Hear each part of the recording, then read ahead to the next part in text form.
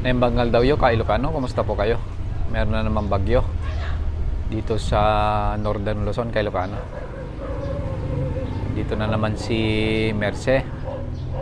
So sana kay Ilocano wag siyang magdadala ng malakas na ulan at saka hangin.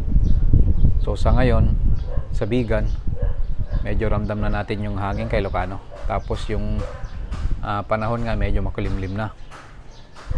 So talagang paparating na po yung bagyo.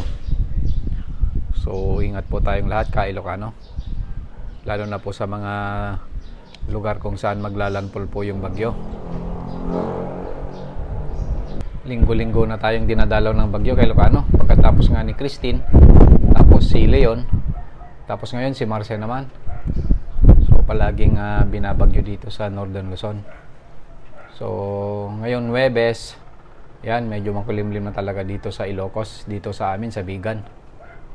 So sinasamantala ng mga kapwa kong magbubukid kay Ilocano.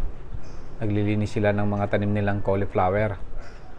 Yan, sakto nga yan kay Ilocano kasi makulimlim yung panahon. Kaya masarap pumunta sa bukid. Hindi tirik na tirik yung araw. So as of 11 AM kay Ilocano, so far wala pa namang ulan. Medyo may konting hangin lang, tapos makulimlim. Yan, kung nakikita nyo po. Sabi naman ng Pag-asa, mga 2 PM daw ngayong Huwebes, lalapit sa Cagayan yung bagyong Marce. At tatawirin yung extreme Northern Luzon hanggang Friday po ka Ilocano. Kaya ingat-ingat lang tayo. So yun ka Ilocano, maraming salamat po sa panonood. Ingat po tayong lahat ngayong may bagyo ka Ilocano.